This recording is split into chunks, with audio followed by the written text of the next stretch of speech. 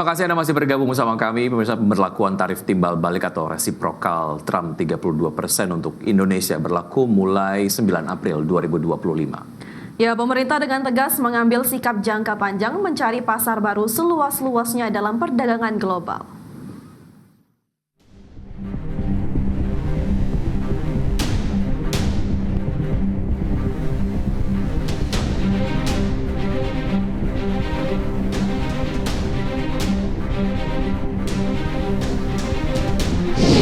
Puluh negara terkena kebijakan tarif timbal balik dari Presiden Amerika Serikat Donald Trump. Tarif tambahan yang dikenakan dari berkisar 20% hingga mencapai 102% tarif resiprokal. Kebijakan Trump ini sangat memberatkan dan cukup mengganggu perdagangan global. Indonesia sendiri terkena imbas dikenai 32% tarif resiprokal terhadap produk Indonesia yang masuk ke pasar Amerika Serikat.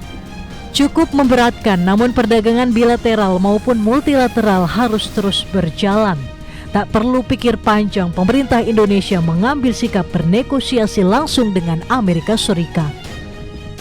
Jalur diplomasi dan negosiasi diambil untuk menyikapi kebijakan tarif resiprokal yang dikenakan oleh Presiden Amerika Serikat Donald Trump.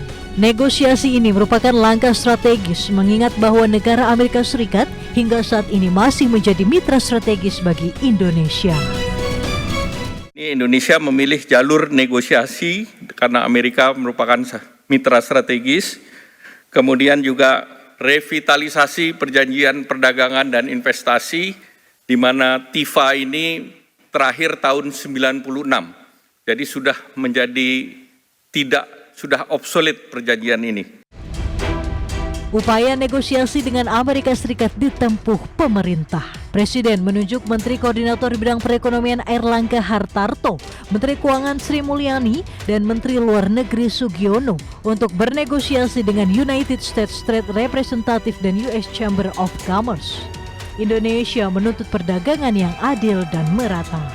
Tadinya kita masih berharap adanya supply chains yang berdasarkan perkawanan, makanya waktu itu muncul friendshoring, nearshoring.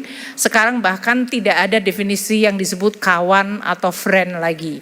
Karena Amerika terhadap Kanada, terhadap Meksiko, negara yang tergabung dalam NAFTA, ini pun juga yang dibidani oleh Amerika Serikat, sekarang ini di-abandon dan menjadi persaingan yang tidak ada lagi definisi kawan atau lawan. Di Amerika, Indonesia akan menawarkan revitalisasi perjanjian perdagangan dan investasi, kebijakan deregulasi non-tarif measures seperti ICT untuk TKDN dan evaluasi lartas, serta akan menyodorkan 3 tawaran proposal ke tim ekonomi dan perdagangan Donald Trump.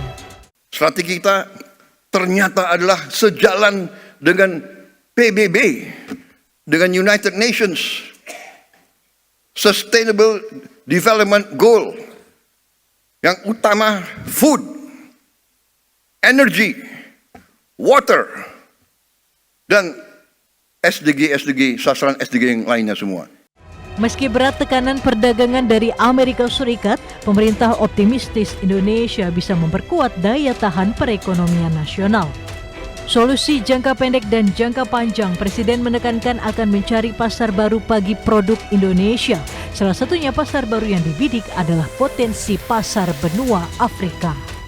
Bagaimana seharusnya pemerintah bisa mendesain ekonominya dengan baik dan menjadikan kebijakan fiskal itu sebagai daya ungkit pertumbuhan ekonomi yang ada. Karena sekali lagi Mas Pras, ketika Indonesia mengalami tekanan luar biasa dalam konteks ekonomi global, Pak Presiden Prabowo harus fokus dengan penguatan ekonomi dalam negeri. Pemerintah juga harus menjaga keberlanjutan industri dalam negeri agar kuat, solid, dan tetap berkelanjutan. Daya saing produk Indonesia di pasar global harus tetap dijaga dengan memperluas pasar ekspor komoditas padat karya. Teman-teman pengusaha kita, khususnya teman-teman eksportir ya, itu harus merekalkulasi hitung-hitungan ekonomi keuangannya sehingga tetap memberikan imbas positif, produktivitasnya tidak turun, dan kemudian aim-nya adalah profitabilitas dari company per company juga tidak tergerus. Meskipun ini di masa transisi tentu ada sedikit shock. Tapi tidak apa-apa, ini lesson learned bagi kita semua, teman-teman pengusaha dan juga para pengambil kebijakan di sisi pemerintah juga harus selalu meninggikan antenanya, harus selalu alert atau waspada dengan dinamika eksternal ini. Upaya keras menangkal dampak rambatan kebijakan tarif timbal balik 32%, pemerintah diminta tetap memelihara stabilitas ekonomi, menjaga kepercayaan pelaku pasar, hingga memperluas investasi. Langkah strategis ini bisa membuktikan bahwa industri dan ekonomi dalam negeri bisa berdiri secara mandiri. Ini bisa dikatakan menimbulkan ketidakpastian dunia. Banyak negara yang cemas. Ya. Bertahun-tahun saya sudah ingatkan, mari kita bangun ekonomi kita dengan sasaran berdiri di atas kaki kita sendiri. Indonesia juga terus menjalin komunikasi intensif dan hubungan perdagangan strategis dengan negara-negara ASEAN, Uni Eropa, Uni Emirat Arab, bahkan Afrika Selatan yang dinilai sebagai the new emerging market. Langkah taktis ini untuk keberlanjutan perdagangan, investasi, dan industri padat karya Indonesia.